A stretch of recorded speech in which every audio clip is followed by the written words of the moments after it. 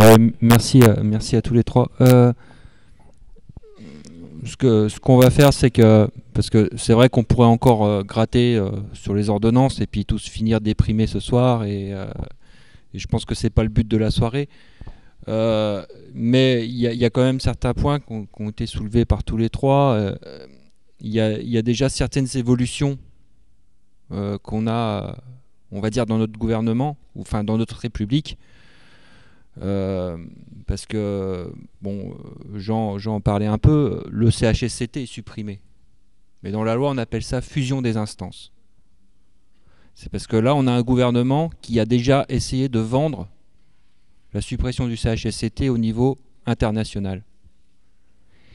Et c'est là qu'on a... On s'en est aperçu il n'y a pas très longtemps, mais on s'est aperçu que c'est quand même le directeur de la DGT, donc une administration, la Direction Générale du Travail, qui est allé négocier la disparition du CHSCT auprès de l'OIT.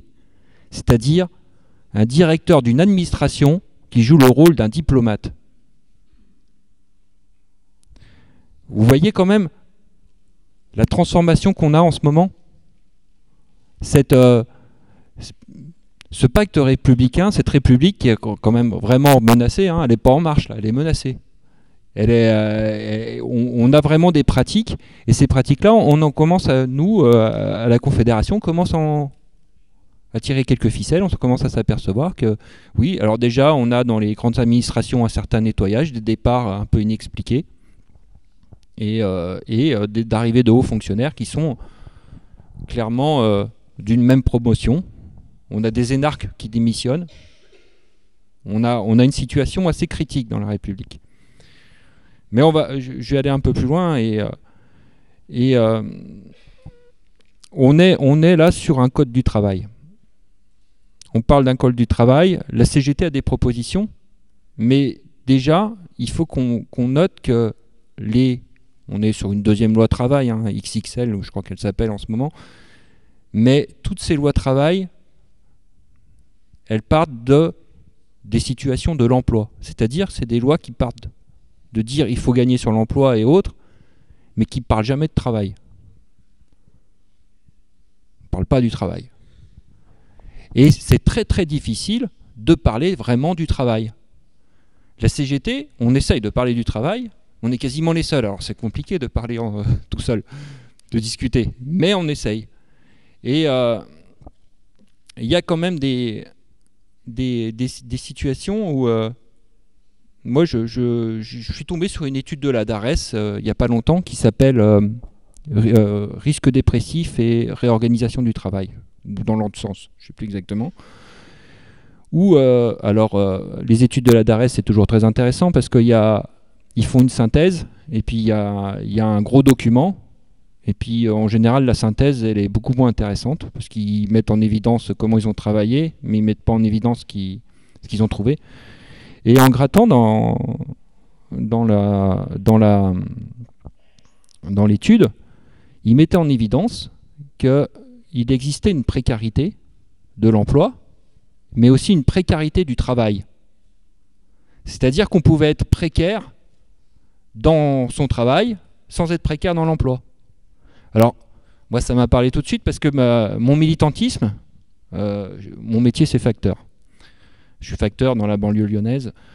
Mon militantisme, il s'est construit dans la fédération à l'époque où il y avait une crise sociale dans une grande multinationale française actuelle qui s'appelait à l'époque France Télécom. J'ai vécu dans la fédération à une époque où un DRH téléphonait toutes les semaines pour annoncer un drame. Et ces drames, je suis désolé, mais les collègues qui ont mis fin à leur jour à France Télécom n'étaient pas précaires dans l'emploi. Ils avaient l'emploi garanti à vie. Donc, on était sur un modèle, nous, la CGT, tant qu'on aura défendu l'emploi, ce sera bon. Qu'est-ce qu'on fait là ? Qu'est-ce qu'on fait ? Et c'est là que, des camarades de la Confédération ont commencé à parler d'une démarche qui irait à partir du travail réel et autres, et puis que ça commençait à m'intéresser parce que je voyais bien qu'on était dans une impasse, qu'on avait une catastrophe sociale et qu'on n'avait pas de réponse à cette catastrophe sociale, quoi. Et c'est là aussi, c'est à la même époque où ces mêmes camarades, cette même équipe avait commencé à penser à un nouveau statut du travail salarié. C'est aussi cette époque, des camarades ont commencé à réfléchir à une sécurité sociale qui irait plus loin que la sécurité sociale actuelle, et qui irait même jusqu'à une sécurité sociale professionnelle. C'est dans cette période-là où on a commencé à construire des propositions de notre époque. Et c'est là qu'on a commencé à mesurer aussi tout ce travail patronal, les mutations du travail, avec le lean manufacturing, le lean management, des évolutions du taylorisme qui détruisaient l'individu. Taylor, il disait « Moi, je veux les bras des ouvriers, je veux pas leur cerveau. Le cerveau, leur savoir-faire, on le met aux sachants. » Et puis, il y a eu mai 68, et puis le patronat, il a dit « Oh là là, en fait, le cerveau des ouvriers, il faut quand même s'en occuper. » Et ils ont mis en place des organisations de travail où on doit laisser sa citoyenneté quand on rentre à l'intérieur de l'entreprise. On la laisse au vestiaire. Et quand on repart, on l'oublie. Et peut-être certaines crises politiques qu'on a actuellement, hein, je pense à certains partis d'extrême droite qui arrivent à monter, je pense que le travail et ces organisations de travail ne sont pas étrangères à ça. Et donc, je ne veux pas dépasser les 5 minutes, et je pense que je les ai déjà dépassées, donc voilà. Mais sur la construction de ces propositions, on a beaucoup avancé maintenant, et on a même créé des syndicats. Je pense au Deliveroo à Bordeaux, où on est en train de créer aussi un syndicat à Lyon des livreurs en vélo, d'auto-entrepreneurs, où justement le fameux lien de subordination qui était avant le contrat de travail des salariés, ce lien de subordination est aussi devenu un contrat commercial. Et on s'aperçoit que dans les jours qui viennent, là, de plus en plus, il va falloir qu'on innove dans notre syndicalisme. Il va falloir innover, et il va falloir vraiment se tourner vers ces salariés. Parce que les salariés de Deliveroo, donc c'est ceux qui, pour ceux qui ne connaissent pas, c'est ceux qui livrent les repas à vélo, et en fait leur manager, c'est ça. Ça, c'est leur chef de service. Donc ils arrivent quand même à développer la capacité de regarder leur téléphone en faisant du vélo. Mais leur première revendication, quand ils ont créé le syndicat à Bordeaux, la première revendication, c'était « Nous, on veut la maîtrise de l'algorithme de nos téléphones. » C'est-à-dire, ils voulaient la maîtrise de l'organisation du travail. Et ils avaient tout juste. Hein. Et ils ont toujours tout juste, d'ailleurs. Ils ne l'ont pas obtenu encore.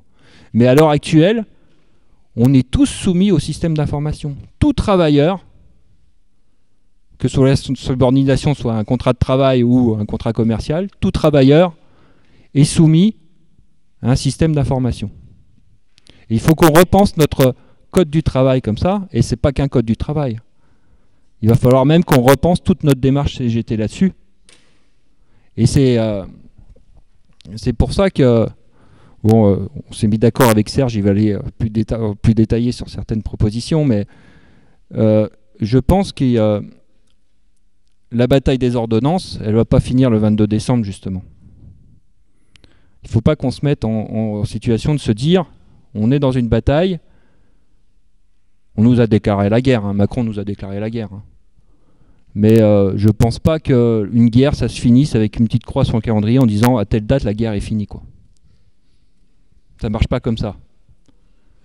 Et on va avoir un travail de fond à faire, un travail pour convaincre, mais il va falloir aussi avoir un travail d'écoute. Il va falloir écouter les salariés et pour qu'ils s'expriment et autres. Et puis c'est surtout que je ne pense pas qu'on peut dire aux salariés actuellement que le code du travail est parfait, parce que c'est pas vrai. Les CHSCT, c'est très bien, mais il y a moins d'un salarié sur deux qui est couvert par un CHSCT. Mes collègues, je suis allé les voir quand j'aurais dit le CHSCT va disparaître, ils m'ont regardé avec des yeux ronds. Ils m'ont dit oh, ah ouais. Et ben en même temps, il y a eu 5 réorganisations dans mon service ces dernières années. Les 5 réorganisations, le CHSCT a voté unanimement contre. Les 5 réorganisations ont été mises en place. Donc on a encore nos limites dans le code du travail actuel. Et pour finir, hein, parce que je vais noircir un petit peu le tableau avant de donner la parole à Serge, on a calculé les nombres d'élus et mandatés à Orange. Si les ordonnances sont appliquées telles quelles avec les projets de décret qu'on a eus. On passerait de 3241 élus mandatés à Orange à 555. La coupe est un peu sombre.